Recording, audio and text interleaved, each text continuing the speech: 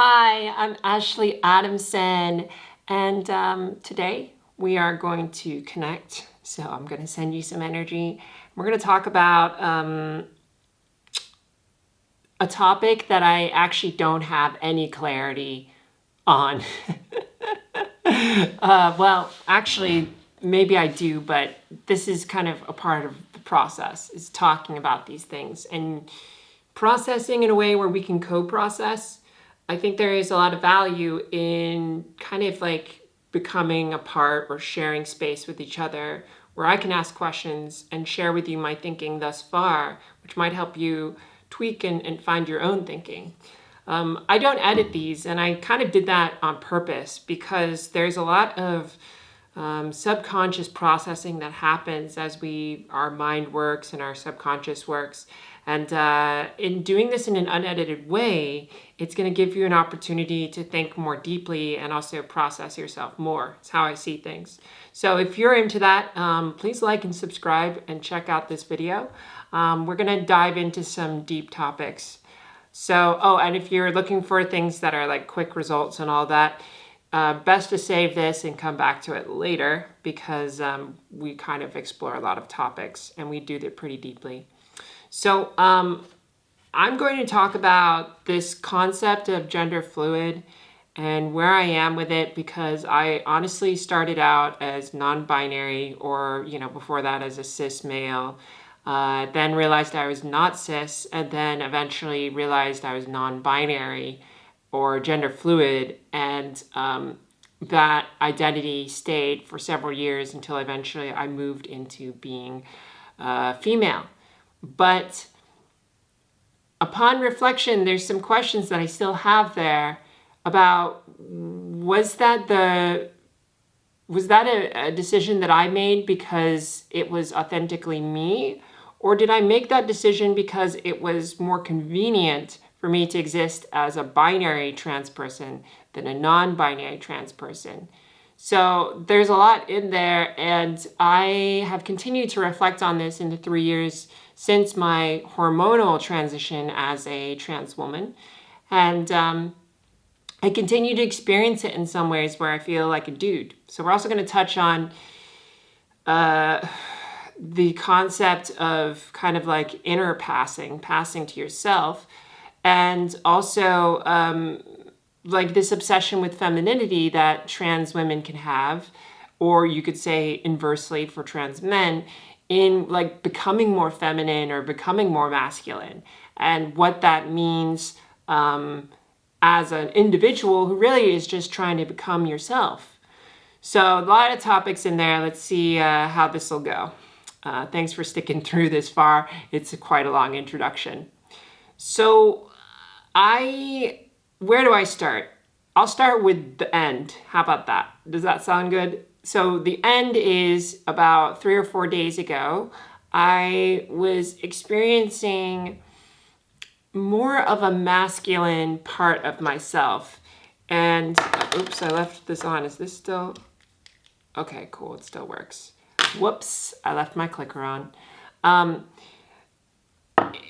In being a trans woman, I expected that eventually all of my internal parts and processes would become feminine and be a female. But what I've kind of uncovered is that there's parts of me that are still male or still feel masculine. And I think that's partially due to me transitioning late. And I put that into quotes because what is late? Late is always relative to everyone else who's transitioning or wherever you want to compare yourself to. Some people say late when they're like 17. And I'm like, all right, I transitioned at, what was it, like 32? Yeah, that's a while. But the longer you spend time as a cis, whatever you would be, you kind of develop this inner gender schematic, this way of how you view and operate the gender that exists in the world. And this gets refined and changed and iterated on throughout your entire life. But the longer that you build this world, the more it's going to be difficult, or this is in theory, the more difficult it is to kind of fix this for yourself, because you've been building all of these neural pathways in your brain, in your actions, in your movements. And I experienced this a lot, especially at the beginning of my transition, and how I would even just wake up and roll out of bed could suddenly make me feel more masculine or feminine. And here's a practice for you if you feel like this is something, like watch yourself in the morning and see what happens. For me, what really helped actually work with my dysphoria is to just center myself and get a sense of emptiness in being a container rather than being the product of like being a container that is empty rather than being a container that is full. When you are a container that is full, you are full of thoughts, you're full of projections and perceptions. And so you then become a product of those thoughts, perceptions, projections, and ideas, and you aren't actually who you are. And to make space for that, you need to empty yourself. That's how I see things. And so this meditation of emptying yourself is super powerful. I actually have that meditation somewhere on my channel. I have it in the meditation playlist if you want to check that out.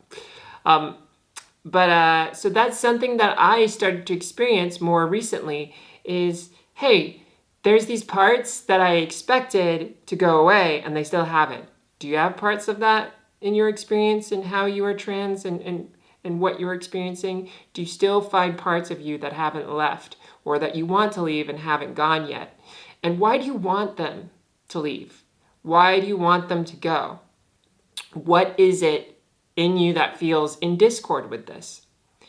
This human psychology thing of kind of developing and growing is this weird thing of this paradox where you can be so yes and so no. I want to be a woman, but I'm also okay being a man was like something that I had. What do you have? Where are you feeling your paradox in who you are and in embracing your identity or trying to find clarity in where you have no identity? I've spoken to some people who are still confused about who they are, where they're going in terms of their gender identity. And I just want to say, wherever you are, you're in a really great place, because the fact that you're watching this video and the fact that you're thinking about these things is a sign that you are self-reflective and you are listening to your inner sense of self so strongly that you can intuitively sense that you need to go and uncover this and think about this in a more deep fashion. Do you know how many people out there don't reflect on who they are and just go about the world just not thinking? You're doing good work and you're doing deep work, and the work that you're doing is going to be affecting others around you. Sometimes they may react in negative ways, but more often than not, they're going to react in positive ways and in ways that you may not see, because you're doing the deep work that others aren't able to do or aren't even able to process. But you can be a symbol in a way to signal to them to think more deeply. So I honor you and send you respect and love on your journey there. What else did we need to talk about? There's a lot, and I should probably make this into multiple videos. This is kind of the biggest question that I'm dealing with.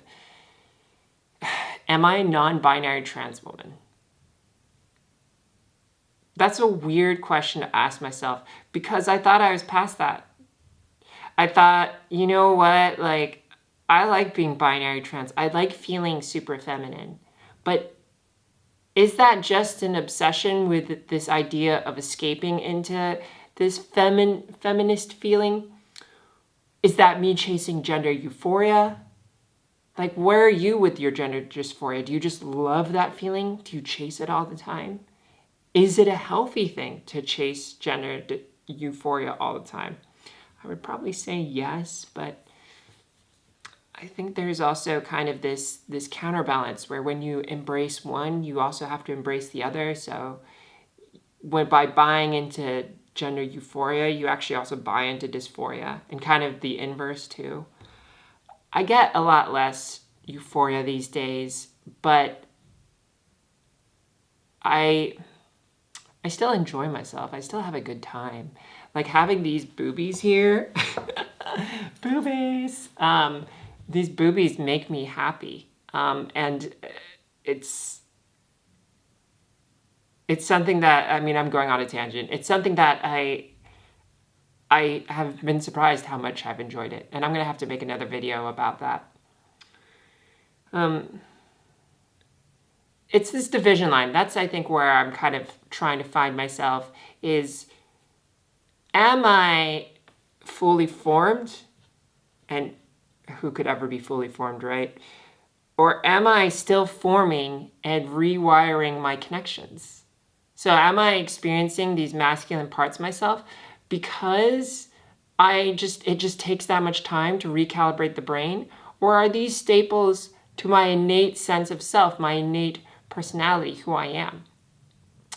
As you're going through this process, you may feel like you're capturing more of who you are. You may be like, oh, that feels right. Do you know what I mean? One of those moments where you did something for yourself and it suddenly just felt good. It felt really good to be in that. What was that moment for you? Where are you finding those moments? Those things help you find your sense of self, and that sense of self is rock solid. It is so much stronger than this constructed sense of self that where you receive inputs from the world and you say, oh, like this is what it means to be masculine, or this is what it means to be feminine, and I must take that and I must use that. I actually see a lot of trans women, or hear about trans women, who kind of fall to this fallacy of wanting to seek out and acquire what they perceive to be feminine through the constructed ideal of how they saw things from a masculine perspective before they switched. That's probably another video topic I'll need to write down. But that's a fallacy. I think that you're now chasing a construction that was created by someone else and manufactured in a lot of ways and exploited by the porn industry, fragrance companies, the fashion industry. We all kind of fall victim to the amount of media that's out there that is driven by corporate consumption patterns that wants us to buy and feel perpetually dissatisfied. So like, how do you decouple those things with actually what your innate sense of self wants? Because I think some of those things your innate self may want, but it comes packaged with all these other things. So it becomes a little difficult to kind of distinguish all of these parts. Like for you, what have you found is your innate sense of your valid gender? And what do you feel like is still a little alien or maybe not right? This topic has obviously gotten a lot longer and a lot deeper and so much to unpack. So I'll have to kind of make another video because I don't want to make them too long. Please drop me some comments down below, some of your thoughts. I'd love to hear them, and we'll explore more in another episode soon. Thanks to my patrons for supporting me. Thank you. You can check that out on my Patreon. I'm also doing a program through the Kung Fu workshop program where I am teaching people how to do mindfulness practices and things like that. I also have a book if you want to download that. That's free, or pay what you want. And I'll see you in another episode. Bye.